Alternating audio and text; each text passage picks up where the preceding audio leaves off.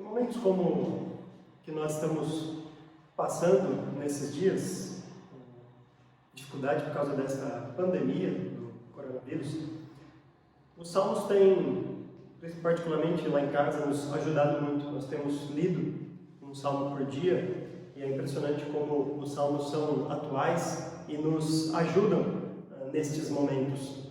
E ao ler estes salmos, um deles me saltou aos olhos e é o que eu gostaria de compartilhar com vocês no dia de hoje, que é o Salmo 34.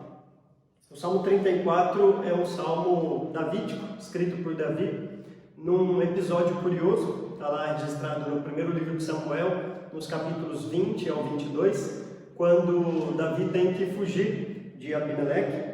Ele fica louco, diante de Abimeleque. Abimeleque o expulsa e ele parte, como o próprio título aqui do salmo narra. Então esse é um dos poucos salmos que descreve esse ambiente em que o salmo foi escrito. Há alguns, claro, que nós sugerimos o ambiente em que ele é escrito, mas esse é muito explícito, Então o próprio título que consta nos originais diz: de Davi, quando ele se fingiu de louco diante de Abimeleque, que o expulsou e ele partiu. Depois vocês podem ler em 1 Samuel para contextualizar esse salmo, no capítulo 20 até o capítulo 22 do primeiro livro de Samuel, e vocês vão perceber essa adversidade, essa tribulação, essa aflição que Davi estava passando, e diante de tudo isso, ele escreve este salmo. E esse salmo é um salmo em que ele louva a Deus, é um salmo de louvor individual, em que ele está louvando e engrandecendo o nome de Deus, e, ao mesmo tempo, incentivando ou exortando com que as pessoas louvem e busquem a Deus em momentos de diversidade.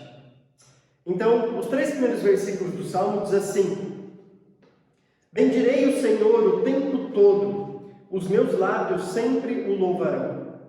Minha alma se gloriará no Senhor. Ouçam os oprimidos e se alegrem. Proclamem a grandeza do Senhor comigo. Juntos exaltemos o seu nome. Perceba como num salmo em que ele vai mostrar o auxílio do Senhor para com ele, tudo que o Senhor fez, e depois exortar com que as pessoas façam o mesmo, ele inicia o seu salmo louvando e glorificando a Deus. Davi poderia muito bem ter colocado isso como o desfecho do salmo, quase que como uma vez Deus fazendo tudo o que eu vou descrever que ele fez aqui, tendo descrito tudo, isso seria o desfecho. Mas é interessante que Davi resolve iniciar o seu salmo com isso. Logo ele vai mostrar os motivos pelos quais ele louva a Deus. Mas é interessante, parece que o que Davi quer mostrar aqui é essa importância, essa proeminência que nós temos que ter no louvor, na exaltação do nome do nosso Deus. A adoração a Deus, ela deve ser sempre a priori e nunca a posteriori. Ela sempre vem antes de qualquer coisa.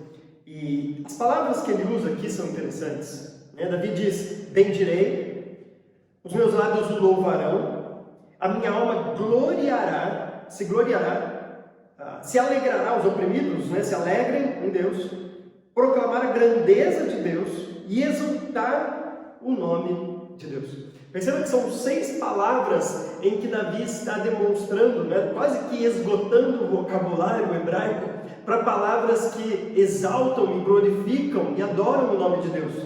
Então, Deus é bendito, Deus é digno de louvor, Deus é digno da nossa glória, de exaltação, de exaltá-lo à mais alta posição, e Deus é digno também de ser proclamado as grandezas, aquilo que ele faz. E no meio de tudo isso, dessa introdução que ele escreve, ele diz: ouçam os oprimidos e se alegrem.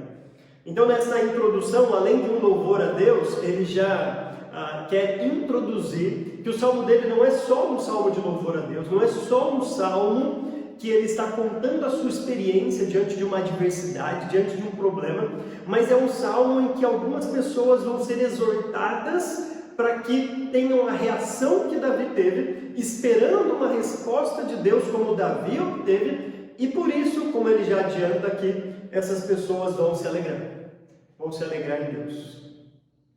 A partir do versículo 4, então, Davi vai mostrar os motivos que o levou a bendizer, a glorificar e a exaltar o nome de Deus. Olha o que Davi diz: busquei o Senhor e Ele me respondeu. Livrou-me de todos os meus temores. Os que olham para Ele estão radiantes de alegria. Seus rostos jamais mostrarão decepção. Este pobre homem clamou e o Senhor o ouviu e o libertou de todas as suas tribulações. O anjo do Senhor é sentinela ao redor daqueles que o temem e os livra. Então, nesses 4 próximos versículos, do versículo 4 até o versículo 7, Davi agora está mostrando os motivos pelos quais ele louva e engrandece a Deus. E diante de toda essa situação que ele está passando, ele diz: busquei o Senhor e Ele me respondeu. Pulando no versículo aí, no versículo 6, este pobre homem clamou e o Senhor o ouviu. Perceba que há um paralelismo muito interessante aqui, né? O versículo 4 diz: busquei ao Senhor e Ele me respondeu e Ele livrou dos meus temores. Versículo 6, este homem clamou, o Senhor o ouviu e libertou de todas as suas tribulações. São duas maneiras de dizer a mesma coisa, mas com nuances diferentes. Claro que o buscar a Deus e a resposta de Deus, o clamar a Deus, são questões paralelas. Mas no primeiro versículo, versículo 4, Davi diz que Deus o livrou de todos os seus temores. No versículo 6, Davi diz que Deus o libertou de todas as suas tribulações. São situações distintas. Porque a primeira, está descrevendo aquilo que vem de dentro, os nossos medos, os nossos temores. E a segunda está descrevendo aquilo que vem de fora, situações que nos deixam atribulados, que nos deixam afligidos. Davi estava passando por essas duas coisas. Davi estava passando por situações externas que estavam trazendo aflição e medo, temor para o seu coração. E ele precisava de livramento dessas duas situações. Embora nós iremos perceber que o Salmo depois ele foca em uma delas só mais para frente. Mas nós vamos ver isso mais para frente. Então, Davi precisava de um livramento tanto daquilo que ele estava passando, de toda essa perseguição que ele estava passando nos capítulos 20 a 22 de 1 Samuel, mas o que isso estava gerando no seu coração, que é temor, aflição, medo. Parece que é de fato esta situação que nós estamos passando nesses dias, né? Nós estamos passando por algo que é a priori externo, é uma coisa que está aí, né? Pode assolar qualquer pessoa, nós não sabemos a abrangência disso tudo ainda, o que pode acontecer com esse vírus e a propagação dele. Por outro lado, isso tem causado em nossos corações um certo temor, uma certa preocupação, em alguns muita preocupação e muito temor, em outros pouco, mas eu duvido que não tenha nenhuma pessoa que nunca pensou com um pingo de preocupação, né, que não sentiu nem um pinguinho de preocupação no seu coração, daquele temor diante desta realidade. Talvez seja o temor de pegar essa doença, mas talvez seja o temor de um ente querido, se eu pegar essa doença e sofrer uma consequência grave, ou talvez seja o temor financeiro, diante daquilo que vai passar, dependendo da sua profissão, depois que tudo isso acabar, se é que você já não está sendo abalado financeiramente por esta questão. Talvez seja outros medos, enfim, que nós podemos ter diante desta pandemia que estamos vivendo. Mas é interessante porque o título do Salmo diz que Davi se fingiu de louco. Eu não quero aqui ser um juiz, e não é o momento para isso, analisar se a atitude dele foi correta ou não, se foi lícita ou não, se foi certa ou não. Não é essa a minha intenção ao analisar esse salmo, de tentar prescrutar se fingir de louco foi a melhor coisa dele ter feito ou não, e se foi a coisa certa a fazer. Não é essa a intenção. Mas fato é que Davi está dizendo aqui que buscou a Deus, que clamou a Deus, mas parece que ele teve que fazer alguma coisa. Porque essas duas coisas não se excluem nas Escrituras. Muita gente acha que clamar a Deus, que buscar a Deus, é você ficar totalmente passivo, sem agir, sem poder fazer nada, porque se você estiver fazendo alguma coisa, é sinal que você não está buscando a Deus, você não está clamando a Deus. E parece que se eu tenho que optar por ou eu faço alguma coisa ou eu clamo e busco a Deus. Bom, no caso de Davi, ele fez as duas coisas, porque as duas coisas são necessárias. Por exemplo, nós oramos para que Deus nos dê o sustento e levantamos, acordamos todo dia de manhã para trabalhar. É o que nós devemos fazer. Eu oro para educar os meus filhos nos caminhos de Deus, para que Deus se revele para eles e se revele como um Deus salvador para eles, mas eu leio a Bíblia todo dia com os meus filhos, eu conto histórias para eles, eu oro com eles. Então, uma coisa não exclui a outra. Agora é interessante que no reconhecimento do seu livramento, Davi não fala daquilo que ele fez, embora ele tenha feito alguma coisa. Davi volta toda a sua atenção para a ação de Deus. Davi não diz assim, eu me fingi de louco e os meus temores foram libertos. Eu me fingi de louco diante de Abimeleque e todas as minhas perturbações e tribulações se safaram. Não, ele diz, eu busquei o Senhor e Ele me respondeu, eu clamei ao Senhor e Ele me ouviu. Então, mesmo que nós devemos fazer alguma coisa, mesmo que nós façamos alguma coisa, no fim das contas, é sempre a bondade e a misericórdia de Deus que está ao nosso lado e que nos ajuda nesse momento de dificuldade. Isso é importante para os nossos dias, porque nós estamos sendo desafiados dia após dia na mídia a agir de uma maneira ou de outra. Alguns de modo mais radical, outros de modo mais moderado, alguns sendo obrigados a não agir, precisam trabalhar, outros com opção e possibilidade de ficar em casa, enfim, mas todos têm que agir de alguma maneira. E saiba, este agir não significa que você não está colocando fé em Deus, que você deixou de clamar a Deus. Pelo contrário, nós clamamos e buscamos a Deus enquanto fazemos aquilo que nós devemos fazer. A verdade, teve um episódio nas Escrituras em que uma pessoa foi convocada a agir de maneira loucamente achando que Deus ia o livrar. Mas esse episódio foi na tentação de Jesus, quando o diabo fala para ele, se joga aí do pináculo, e os seus anjos vão vir e vão te buscar. E parece que muitas pessoas agem assim, como se Deus vai me livrar, então eu posso fazer o que eu quiser porque Deus vai me livrar. Calma, Deus nos dá sabedoria e inteligência para fazer aquilo que nós devemos fazer. Então, nesses versículos, Davi está mostrando o que está me levando a adorar e a clamar a Deus, e a louvar e exaltar o nome de Deus. É esse fato, é que ele buscou o Senhor e Deus o respondeu. É que ele clamou a Deus, esse pobre homem clamou e o Senhor o ouviu e o libertou de todas as suas tribulações. No meio desses dois versículos, o versículo 5 diz, os que olham para ele estão radiantes de alegria. Seus rostos jamais mostrarão decepção, não mostrarão abatimento, não terão aquela aparência de abatido. Então é interessante porque lá na introdução dos 3 primeiros versículos, no meio de toda aquela exultação, Davi mostra outra vez a alegria diante daqueles que vão buscar a Deus. E agora ele está mais uma vez diante dos seus motivos que os levam a adorar a Deus, também falando sobre a alegria daqueles que olham para Deus. Perceba como Davi está querendo enfatizar isso, que é possível ter alegria diante de tribulações, é possível viver em alegria, ter alegria diante dos nossos temores, daquilo que aflige o nosso coração. Então aqueles que olham para Deus estão radiantes de alegria e seus rostos jamais mostrarão decepção. Isso não significa que nós não fiquemos preocupados, claro que não. Davi estava aqui preocupado com temores no seu coração.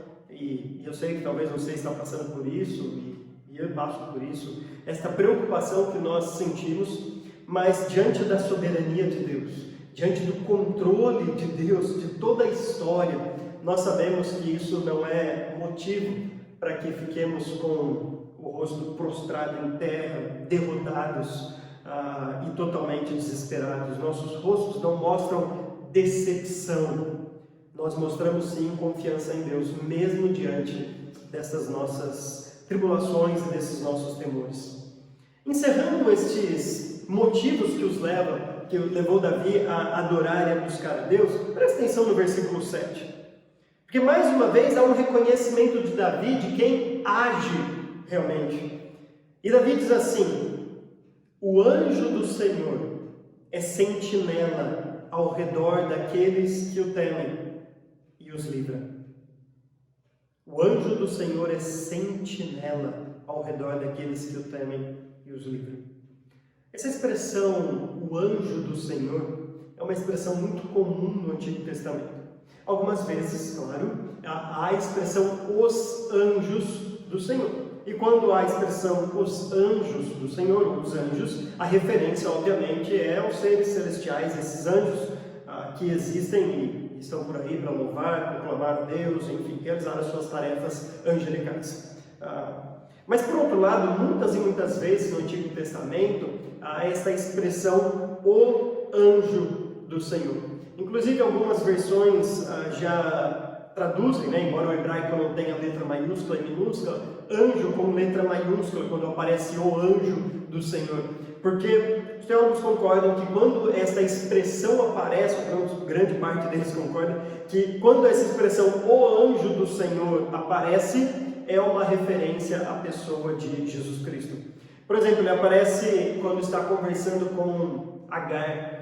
Sara expulsou a sua serva depois de tê-la submetido a dormir com o seu marido, Abraão, tentando dar uma forcinha para Deus, para que Abraão pudesse ter um descendente. E depois tem uma desavença entre elas e Sara manda a serva dela embora. E aí, no meio dessa narrativa, Agar com seu filho Ismael no deserto, sozinhos, o anjo do Senhor aparece para ela, consolando, dizendo: fica tranquilo, como esse menino também é filho de Abraão, ele vai ser também abençoado como uma grande nação. Enfim, por outras várias vezes, você pode lembrar do episódio de Balaão com a sua mula, que o anjo do Senhor apareceu ali na frente. Enfim, várias e várias outras vezes, as Escrituras, principalmente no Antigo Testamento, usam essa expressão, o anjo do Senhor, se referindo à pessoa de Jesus Cristo. Claro que Davi, aqui, talvez ainda não tivesse em mente todo o conceito de trindade que nós, à luz da revelação do Novo Testamento, podemos olhar agora para o Antigo e dizer, está presente aqui, não só neste texto, como mais para frente vai aparecer. Mas Davi, de maneira então quase que profética aqui, diz que isso só é possível, Deus só atende uma pessoa, Deus livra uma pessoa por meio de Jesus Cristo. A Bíblia é muito clara em dizer que só há um mediador entre Deus e os homens, que é a pessoa de Jesus Cristo.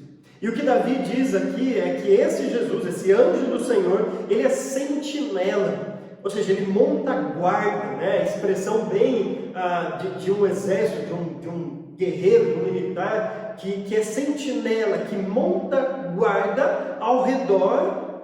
Mas olha que interessante, ele monta guarda ao redor daqueles que o temem e os livra.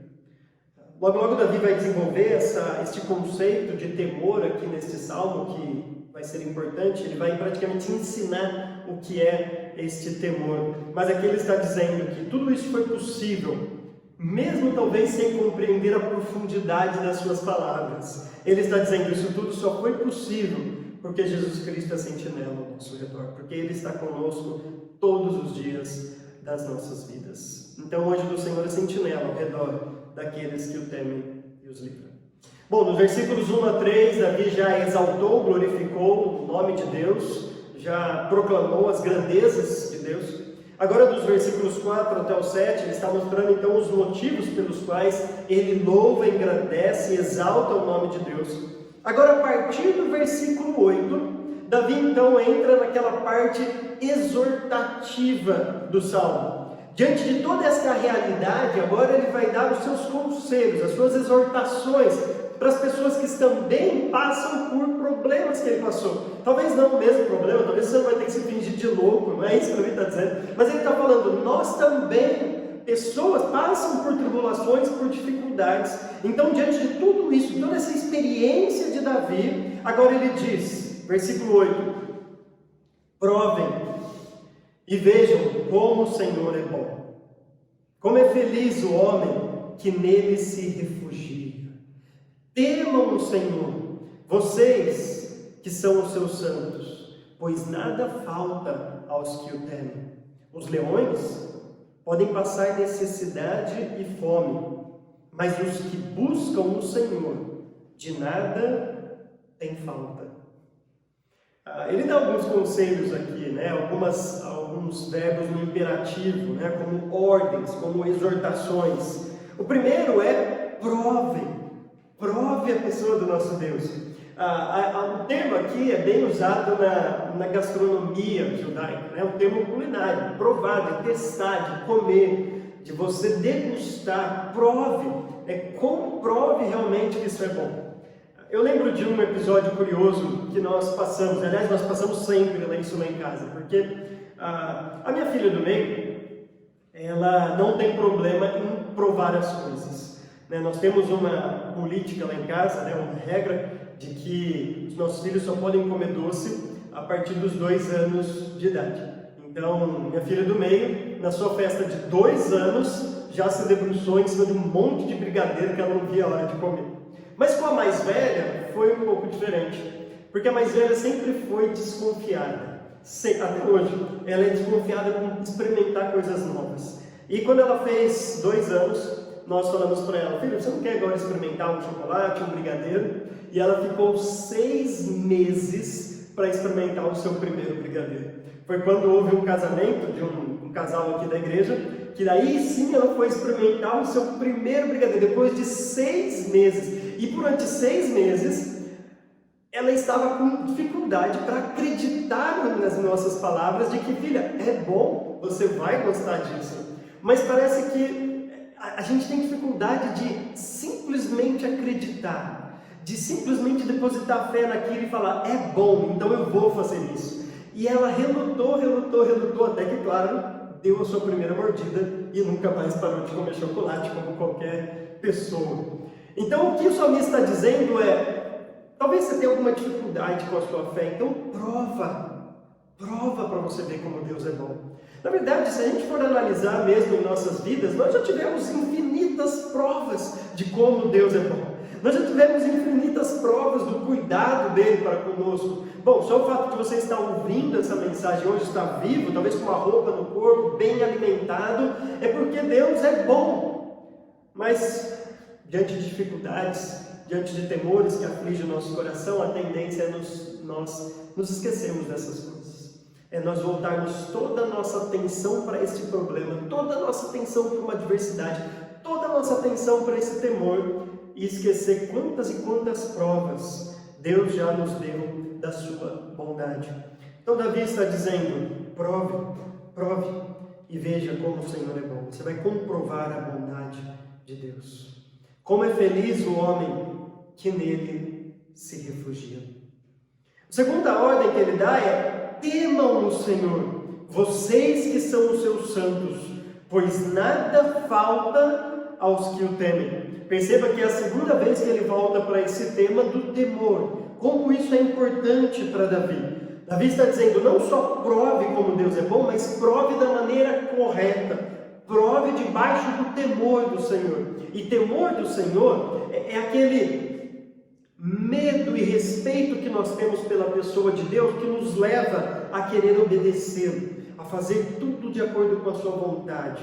É aquela veneração que nós temos por Deus, a adoração tamanha por Deus, que não deve passar pela nossa cabeça qualquer pingo de gota de desobediência, de desagradar o nome do nosso Deus. O mínimo que nós devemos fazer diante dessa bondade, da grandeza do nosso Deus, é obedecê-lo. E nós só podemos fazer isso quando nós tememos o Senhor. Então Davi está dizendo: vocês que são os seus santos, temam o Senhor. A Bíblia apresenta os santos não como algumas pessoas, depois na história da igreja, entenderam, algumas pessoas especiais dentre aquelas que são salvas, né? Algumas pessoas que de alguma forma viveram de maneira diferente, foram canonizadas ou qualquer outra coisa do tipo. Mas a Bíblia, sempre quando a Bíblia apresenta esses santos, ele apresenta os salvos, aqueles que fazem parte do povo de Deus, os filhos de Deus. Por exemplo, quando Paulo escreve lá sua carta em 1 Coríntios, ele está escrevendo a todos aqueles que foram santificados, declarados santos por Deus.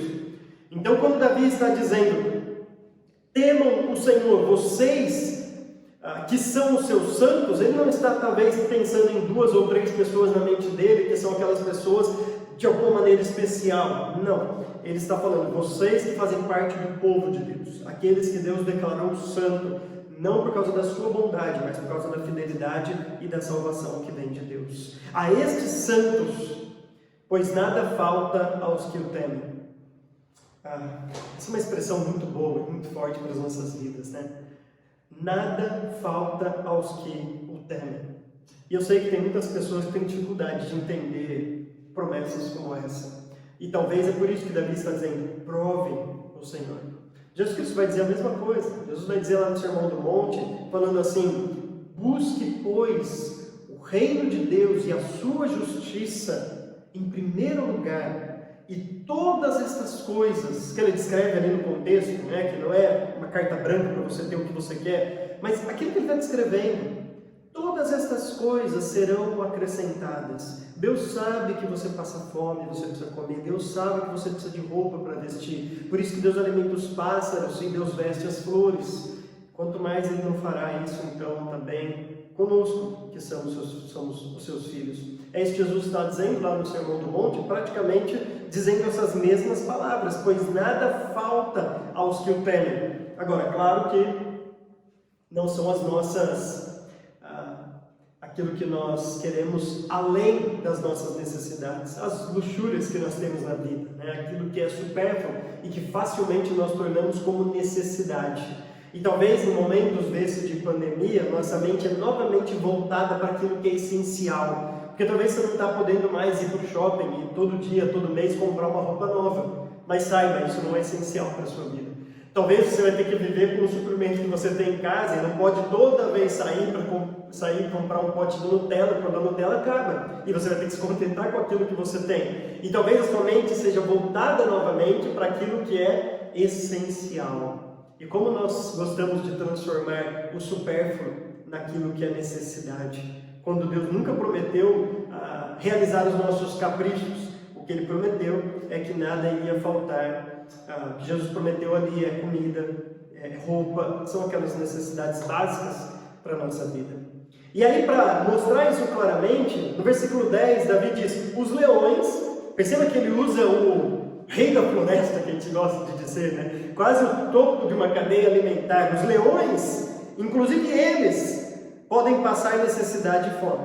Até os leões, ele está dizendo, né? O termo aqui talvez descreva mais precisamente leõezinhos, né? Ou leões novos. Tá? Mas até esses leões, até o rei da floresta pode passar necessidade e fome. Mas os que buscam o Senhor, de nada tem falta. Que exortação que Davi está dando para nós nesses dias, para que nós nos voltemos, provemos que Deus é bom, busquemos o Senhor, temamos o nome dEle. A gente precisa aprender essas coisas. Agora, para facilitar o nosso aprendizado, Davi então agora vai nos ensinar o que é temer a Deus. Olha o que ele diz, versículo 11: venham, meus filhos, ouçam-me, eu lhes ensinarei o temor do Senhor. Bom, Davi está dizendo, eu já falei 2 vezes sobre o temor do Senhor, então agora eu devo a vocês uma explicação, um ensinamento a respeito do que é o temor do Senhor. E ele vai fazer isso agora. Venham, ouçam-me, eu lhes ensinarei o temor do Senhor. Antes ele faz uma pergunta, aquela pergunta para despertar a atenção, o interesse dos seus alunos. Ele diz assim, quem de vocês quer amar a vida e deseja ver dias felizes? E talvez essa pergunta podia ser repetida hoje em nossos dias, né? Quem não vê a hora de sair de casa? Quem não vê a hora dessa situação toda acabar e nós novamente vemos dias felizes? Essa é a oração lá em casa das minhas filhas toda manhã, né? Para que essa doença passe logo, para que novamente elas vão para a natação, volte para as suas atividades, volte a ver os amiguinhos, volte para a igreja, volte para o parquinho. Elas estão ansiosas, querendo que chegue logo esse dia. Davi está dizendo, quem de vocês que não quer isso? Quem não quer amar a vida e deseja ver dias felizes? Em outras palavras, né, o que ele está dizendo aqui, quem não quer uma vida com qualidade, uma vida boa aqui nesta terra? Todo mundo deseja isso, é o que mais nós desejamos. Embora muitas vezes as adversidades externas e os temores internos minam esta maneira de viver a vida. Agora, talvez, e aqui ele está mostrando que é temer a Deus, e ele está ligando o temor a Deus como uma qualidade de vida. Talvez a gente pense, bom, para eu viver dias felizes, a situação tem que mudar. As situações precisam mudar.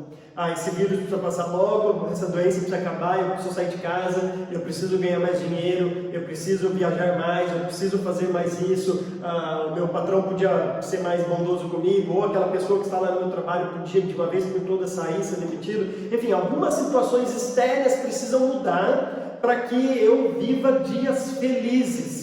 E na nossa mente, às vezes, a felicidade está nisso, naquelas mudanças externas de situações, naquelas adversidades. Agora, perceba como o foco de Davi agora, para esse temor de Deus, esse viver dias felizes, não está fora. Viver dias felizes é uma transformação interna. Olha o que Davi diz. Então, se você deseja viver dias felizes, versículo 13 diz assim: guarde a sua língua do mal e os seus lábios da falsidade. Versículo 14 diz: afaste-se do mal e faça o bem, busque a paz com perseverança. Essa é a resposta de Davi, tanto para o que é temer a Deus, isso é temer a Deus, tanto também como esse temor a Deus me leva a viver dias felizes. Davi está dizendo, tire a sua atenção daquilo que é externo, das suas adversidades, daquilo que está te afligindo, porque, sinceramente, passando por essa a gente vai ter outra.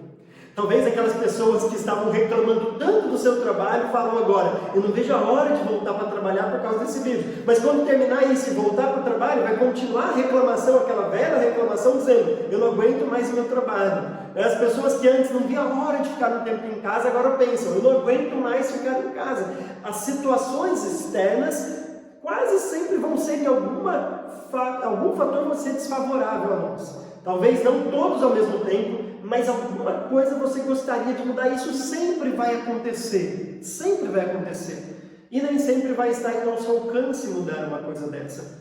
Por isso que Davi volta então para uma transformação interna. Isso é temer a Deus. Isso é viver dias felizes, mesmo diante da adversidade. Então Davi diz... versículo 13. Guarde a sua língua do mal e os seus lábios da falsidade.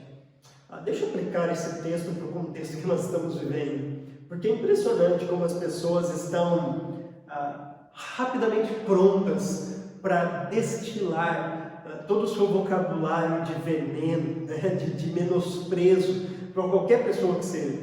É só você ver uma discussão num grupo de WhatsApp ou uma conversa com algumas pessoas, ou até dentro da sua família, como um pronunciamento de fulano de tal, ou um argumento de fulano de tal, ou alguém falou isso daqui, já gera pessoas a favor e contra, pessoas se debatendo, conversando, falando mal uma da outra, e é impressionante como nós somos rápidos para usar a nossa língua para atingir outras pessoas, atingir aquilo que está não estamos gostando da situação. Mas o que Davi diz é, guarde a sua língua do mal. Se você está usando a sua língua para o mal, põe ela de volta lá dentro, não deixa ela sair, deixa ela guardadinha. Guarde os seus lábios da falsidade, da maledicência. Usa a sua língua da maneira correta. Depois Davi diz, afaste-se do mal e faça o bem. Comece a pensar no próximo. Eu já mostrei naquela série de devocionais que nós estamos fazendo como esses momentos de pandemia tendem a despertar o egoísmo que existe nas pessoas, né? A ponto de eu preciso, aquele espírito de sobrevivência, instinto de sobrevivência que nós temos, de que eu preciso garantir o que é meu. Mas o que Davi está dizendo é, afaste-se do mal e faça o bem. Comece a pensar no próximo, comece a olhar, tira o olhar um pouco de você e comece a olhar para os outros e pensar, qual é o bem que eu posso fazer para as pessoas? E por fim, ele diz, busque a paz com perseverança. Então lembre disso a próxima vez que você for conversar sobre as suas opiniões com outra pessoa, porque acima de tudo, o que importa é buscar a paz com perseverança. Quando tudo isso acabar, talvez você vai ter que ligar para algumas pessoas pedindo perdão diante de tudo aquilo que você falou. Agora então, a partir do versículo 15 e até o final aí do texto, vem as consequências disso. Então, perceba a lógica do Salmo. Davi está mostrando os 3 primeiros versículos: eu louvo, eu exalto, eu glorifico a Deus. Versículos 4 até o versículo 7, os motivos pelos quais eu faço isso. Eu busquei a Deus, Ele me ouviu, Ele atendeu o meu clamor. Diante disso, ele diz: bom, então façam a mesma coisa, busquem a Deus, provem a Deus, façam isso que vale a pena. Inclusive, ele até ensina como nós devemos fazer isso. Ele está dando uma aula do que é temer a Deus. Agora, então, ele vai mostrar as consequências de se fazer isso, o porquê realmente nós devemos buscar a Deus em momentos como esse. E ele diz assim no versículo 15: os olhos do Senhor voltam-se para os justos, e os seus ouvidos estão atentos ao seu grito de socorro. O rosto do Senhor volta-se contra os que praticam o mal, para apagar da terra a memória deles.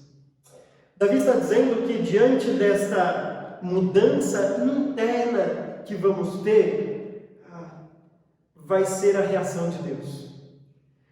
O que Davi está dizendo assim: se você cultivar o mal no seu coração, ele não está olhando para situações externas, ele está olhando para o interno, mas ele está falando: se você cultivar o malzinho lá no seu coração, o que o texto está dizendo é: o rosto do Senhor volta-se contra os que praticam o mal, para apagar da terra a memória deles. Agora, por outro lado, os olhos do Senhor voltam-se para os justos, e os seus ouvidos estão atentos ao seu grito de socorro.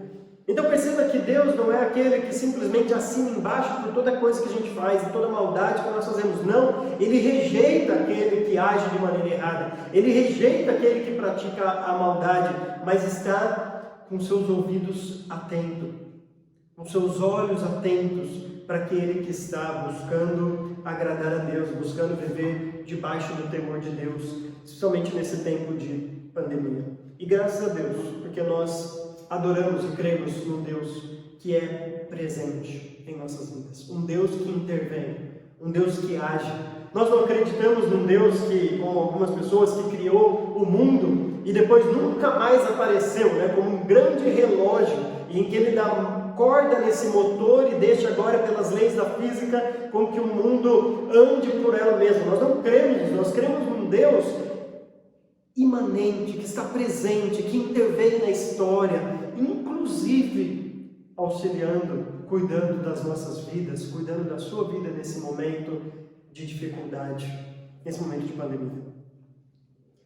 Versículo 17: os justos clamam, o Senhor os ouve e os livra de todas as suas tribulações. O Senhor está perto dos que têm o coração quebrantado e salva os de espírito abatido. Então, Davi está mostrando os motivos pelos quais vale a pena fazer isso, vale a pena buscar o Senhor. E ele está dizendo: quando os justos clamam a Deus, Deus ouve. O Senhor livra eles de todas as suas tribulações. Por quê? Porque o Senhor está perto. O Senhor não está longe demais para que nós não possamos buscar. Pelo contrário, Deus está próximo de nós.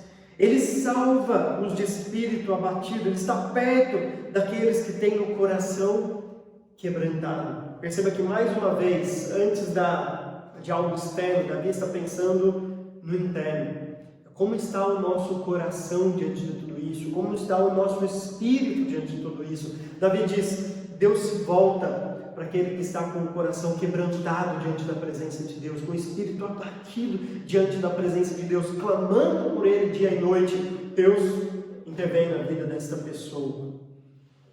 Agora, para os mais atentos, percebam agora como o versículo 19, Davi vai mudar o estilo com que ele está escrevendo. E isso é muito sugestivo, não só por essa mudança de estilo, mas pelo uso deste salmo no Novo Testamento. Até aqui, Davi falou os justos. Ele sempre fala os justos, os santos, aqueles que são o povo de Deus. Claro, é sempre bom lembrar, o povo de Deus não é justo, não é santo, pelos seus próprios méritos. Nós somos pecadores, sempre fomos, sempre seremos pecadores. Nós somos justos porque Deus nos declara justos. Nós somos santos porque Deus nos declara santos por causa da obra de Cristo na cruz. É crendo na obra de Cristo na cruz que Deus declara alguém justo, alguém santo aos olhos dele. Não porque a pessoa é perfeita, porque isso não existe. Agora, até aqui são os justos, os santos. Mas perceba no versículo 19 que Davi agora passa a descrever esse termo no singular. Ele diz assim: o justo passa por muitas adversidades, mas o Senhor o livra de todas. Perceba, agora o versículo 20: protege todos os seus ossos, nenhum deles será quebrado. A desgraça matará os ímpios, os que odeiam esse justo serão condenados. O Senhor redime a vida dos seus servos. Agora volta ao plural. Ninguém que nele se refugia será condenado. Por que isso é sugestivo?